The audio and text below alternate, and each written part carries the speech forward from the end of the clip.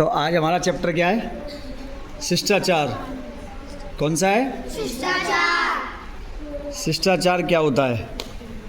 शिष्टाचार में हमें किस तरीके से रहना चाहिए, किस तरीके से अपने बड़ों के साथ में हमें अपना व्यवहार रखना चाहिए, किस तरह से अपने छोटों के साथ में, किस तरह से समाज में, किस तरह से हमें सारे काम करने चाहिए, उसको क्या बोलते हैं हम? शिष्टाचार। शिष्टाचार। शिष्टाचार आज हमें सीखना पड़ रहा है।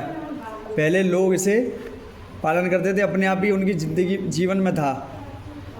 तो वो जो चीज़ें हमें करनी ही चाहिए और जो हमें पालन करना है, तो वो अब हमें शिष्टाचार के रूप में पढ़ाना पड़ रहा है कि अब अच्छे बनो।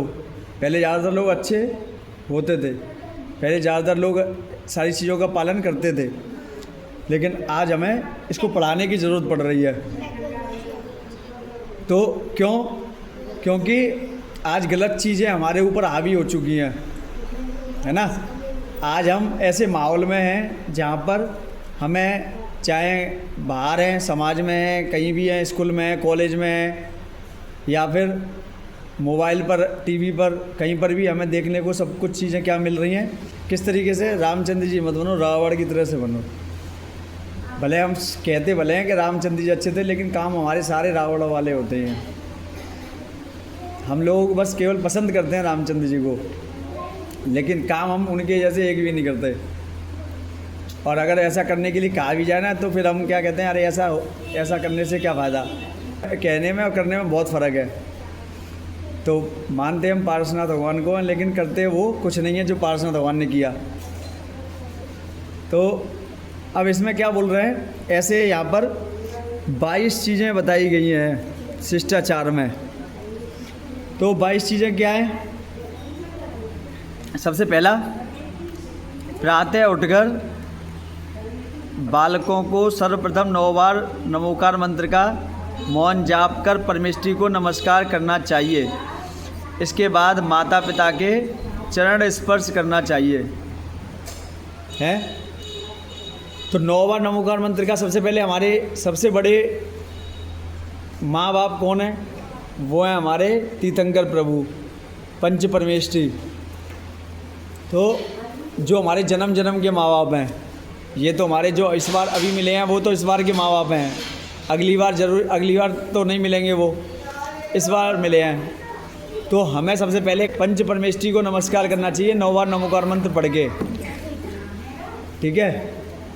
तो उनको नमस्कार किया, मौन जाप दी। उसके बाद में फिर हमें क्या करना चाहिए? फिर अपने माता पिता को जय जिनेंद या चरण स्पर्श करना चाहिए। कुछ लोग करते भी हैं, कुछ बच्चे अपने माँ बाप के चरण स्पर्श भी करते हैं, कुछ जय जिनेंद बोलते हैं, और कुछ नहीं करते। तो हमें क्या है, ये हमारा रोज़ाना का काम है, हमें करना चाहिए रोज़ाना ये। और इसको अब हमें क्या बोलना पड़ रहा है फिर?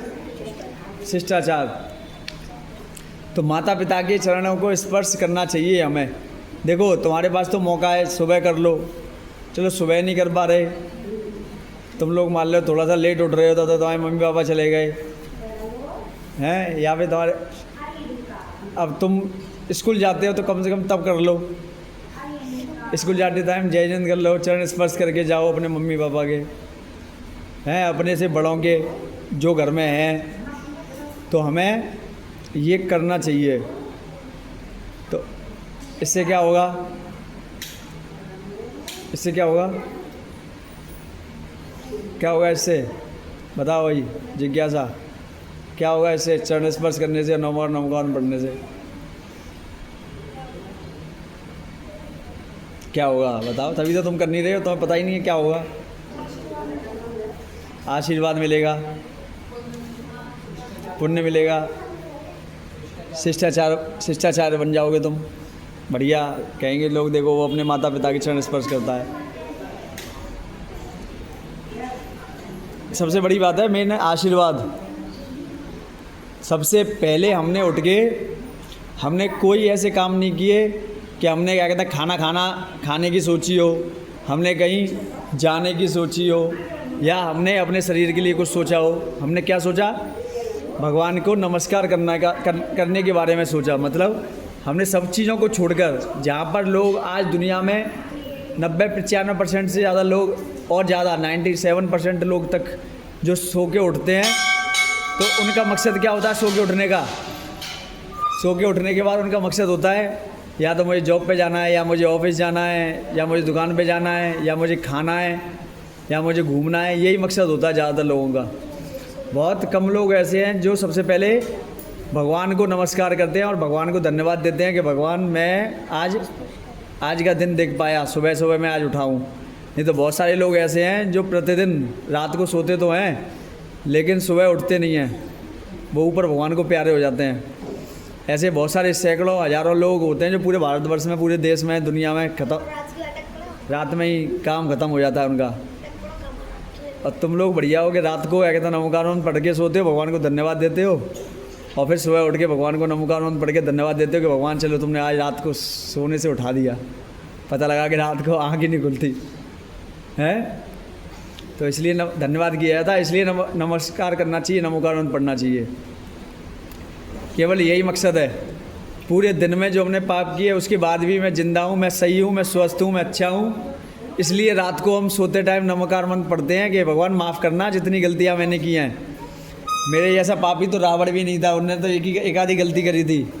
मैं तो रावणों के कम से कम हज़ारों रावण इकट्ठे कर दिए हैं, उतना बड़ा रावण हूँ मैं। सब हम साल जीने से क्या मतलब है?